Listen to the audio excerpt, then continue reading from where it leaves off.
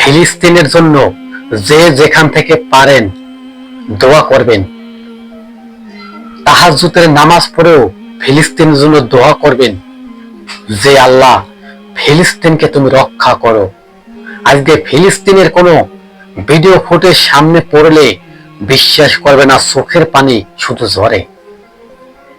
আমাদের মুসলমানদের মায়া লাগে, আমরা তো মারামারি হানাহানি কিছু চাই না, ইহুদিরা তবে কেন মুসলমানকে অহরহ ভাবে হত্যা করছে? এটি কি নবী সাল্লাল্লাহু আলাইহি ওয়াসাল্লাম 1400 বছর আগে বলেছিল সেই কি শুরু হয়ে গেছে? নবী সাল্লাল্লাহু আলাইহি ওয়াসাল্লাম তো বলছিল ফিলিস্তিন 12 বছর মাই খাবে, তারপরে ফিলিস্তিন স্বাধীন হবে, ফিলিস্তিন রাষ্ট্র স্বাধীন করে দেওয়া হবে। আসলে 12 বছর তো পূর্ণ হয়ে গেল, তবে ফিলিস্তিন কেন এখনো বিজয় হইতেছে না? ফিলিস্তিনে কেন ঘোষণা দেওয়া হয়েছে না ফিলিস্তিন একটা স্বাধীন রাষ্ট্র? কেন জানেন?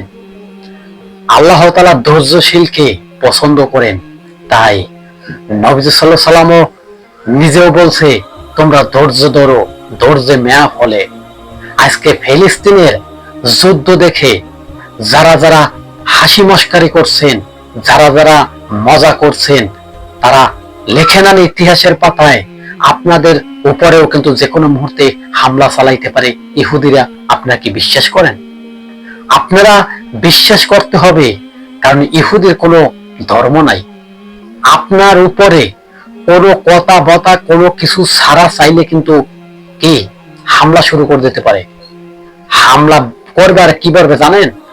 আত্মরক্ষার জন্য আমরা হামলা করছি, আমাদের আত্মরক্ষার জন্য আমরা যুদ্ধ করছি, আমাদের আত্মরক্ষার জন্য আমরা এ সমস্ত ধ্বংসত্ব চালাইছি।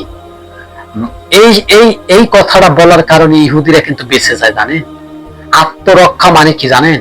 আপনি নিজে নিরাপদ না, তাই আপনি নিজেকে নিজে নিরাপদ করে নিচ্ছেন। এইটা কি বলে আমরা আত্মরক্ষার জন্য এটি করছি। যেরকমের বাহিনীরা বলে যদি একটা আসামিকে মেরে দেওয়া হয়, তখন যদি ওই আসামি বলে আমি ওই আসামিকে মেরে ফেলছি আত্মরক্ষার জন্য, ও আমার উপরে বোমা হামলা চালাইতে পারে এবং চালানো শুরু করছে, তবে প্রশাসন যেটা বলবে ওইটাই রাইট। প্রশাসনের উপরে আপনি বেশি কথা বলতে পারবেন না, ওই হয়ে যাবেন আপনি ইউর আন্ডার অ্যারেস্ট।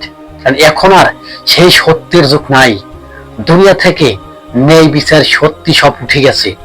যে বলতে পারেন ভাই ন্যায় বিচার কখন আসবে?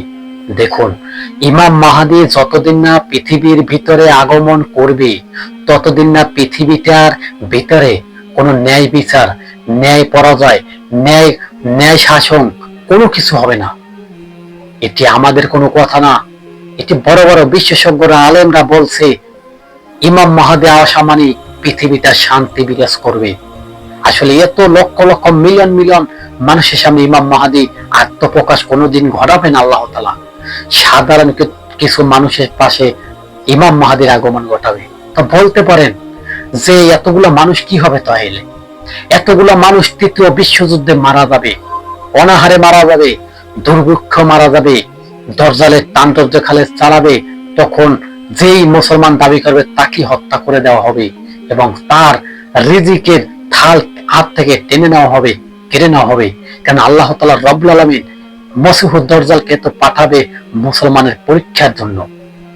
এই মসিহুদ দজ্জালকে ইহুদিরা ফুলের মালা বরণ করে তারা বুকে টেনে নেবে, কিন্তু খাঁটি মুসলমান যারা খাঁটি মুমিন তারা কোনোদিন এই মসিহুদ দজ্জালকে কোনোদিন গ্রহণ করবে না। এটি সত্যি, এটি চূড়ান্ত। আজকে পুরো বিশ্বের ভিতরে যুদ্ধের দামামা শুরু হয়ে গেছে। মনে হয় জানি তৃতীয় বিশ্বযুদ্ধ আমাদের ঘরের সামনে কোরআন আসছে। তৃতীয় বিশ্বযুদ্ধ হবে এটি নিশ্চিত, এবং তৃতীয় বিশ্বযুদ্ধ আমাদের ঘরের কোরআন আসছে এটাও সত্য। ইমাম মাহদীর আগমন হবে এটাও সত্য, ঈসা আলাইহিস সালামের আগমন হবে এটাই সত্য। তবে জেনে নিন ঈসা আলাইহিস সালামের আগে ইমাম মাহদী আসবে, ইমাম মাহদীর পরে ঈসা আলাইহিস সালাম আসবে।